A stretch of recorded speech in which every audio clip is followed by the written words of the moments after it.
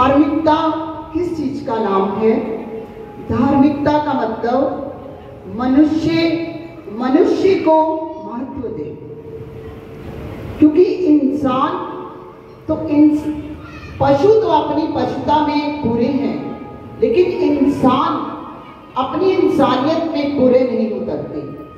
इंसान बनकर रहे, दूसरों के सुख दुख को अपना समझे और दूसरों के काम आना सीखे, बस यही इंसानियत है। और धर्म की क्या परिभाषा है कि आत्मने प्रतिकूलानी परेशान ना समाचारे, क्योंकि अपनी आत्मा के विपरीत किसी के साथ व्यवहार मत करो। इसलिए दया को धर्म बताया गया है, सेवा को धर्म बताया गया है, क्षमा को धर्म बताया गया है, पवित्र रहने को धर्म बताया गया है, क्रोध का परित्याग करना, शांत रहना, आनंदित रहना, इसी को धर्म बताया गया है। अर्थात जो हमारे उपदेशकों, जो हमारे संतों महापुरुषों ने जिस मार्ग पर, जिस रास्ते पर हमें चलना सिखाया है, हम उसका भली भांति अनुसरण करते रहें, उसी का नाम धर्म है। और यही सत्संग का सार है, क्योंकि सत्संग जाने का अर्थ ये नहीं कि हम भीड़ में गए और बैठकर आ गए। सत्संग का अर्थ कि जीवन को ऊंचाइयों की ओर ले जाने वालों का संग, कि जीवन को ऊंचाइयों की ओर ले जाने वालों का संग, स्वयं में परिवर्तन लाने वालों का संग। कि सत्संग को आईना है जिसमें व्यक्ति स्वयं को सुधारने का प्रयत्न करता है। उसका स्वयं का सुधरना ही उसको सज्जन व्यक्ति बना देता है, क्योंकि सतगुरु की संगत मिलियो सत्य का सार, और जीवन सफल बनाई लियो, हल्का हो गयो भार, हल्का हो गयो भार। क्योंकि सत्संग एक ठंडक है जो हमारे तपते मन को शांत करता है, और सत्संग एक मिठास है जो कड़वी वाणी को मीठा बनाती है। सत्संग एक संतोष है, सब्र है जो लोभ लालच को बढ़ने नहीं देता। और सत्संग एक ऐसा सत्य है जो झूठे इंसान को भी सत्य की मार्ग की ओर ले जाता है। अर्थात सारे दुख, निराशा, अशांति की अचूक दवा है सत्संग।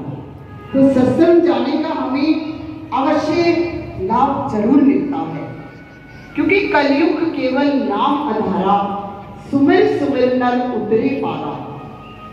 क्यों कहते हैं कि कलयुग में केवल व्यक्ति नाम जप कर अति शीघ्र प्रभु को पा सकता है। और ये सतयुग कैसे बनेगा? जब हम इसे सतयुग बनाएंगे, जब हम अपने वातावरण को, एनवायरमेंट को सुंदर बनाएंगे, हम अपने भाव में इंटीमेशन लाना, प्योरिटी लाना, अपनी वाइब्स एक दूसरे को अच्छी वाइब सेंड करना, हमेशा अपने में पॉजिटिविटी क्रिएट करना।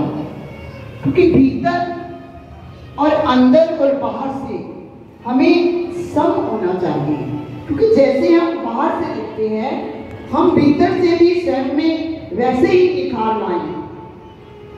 क्योंकि सदैव उस सच्चिदानंद का चिंतन करना जिसने ये सृष्टि की रचना की है, जिसका मतलब कि आनंद ही आनंद है, जो कि परमानेंट हैप्पीनेस, बाकी तो सब टेम्परेरी है। क्योंकि जो आनंद प्रभु के चरणों में, सतगुरु के चरणों में हमें मिलता है, जब हम स्वयं को प्रभु चरणों में भेंट कर देते हैं, नतमस्तक हो जाते हैं, तो हमारी आधी चिंताएं तो उसी समय खत्म होनी शुरू हो जाती हैं। क्योंकि ये केवल तब हो सकता है जब हम स्वयं को भक्ति के मार्ग पर ले जाकर, भक्ति क्या है कि भाव की उच्चतम सीमा, जहां पर रहकर व्यक्ति निर्भर होकर जीता है। हम किसी भी परिस्थिति में होते हैं, हमें कोई चिंता नहीं होती, हम निर्भय होकर जीते हैं, क्योंकि ये प्रभु चरणों में स्वयं को अर्पण करने के अवश्य हमें फल मिलता है। या मान लीजिए आपने मार्केट से 2 दर्जन केले लिए या सेब लिए, उसको जाकर आपने मंदिर में प्रभु चरणों में रख दिया, और फिर आपको पुजारी जी ने जब वो सेब या केले आपकी झोली में डाले, तो वो केवल फल नहीं रहे, वो प्रभु चरणों का आश्रय पाकर वो प्रसाद का रूप बन गए, वो अमृत का रूप बन गए। ऐसे ही जब स्वयं को हम प्रभु चरणों में, सतगुरु के चरणों में अर्पण करते हैं, तो हमारे में निखार अवश्य होता है।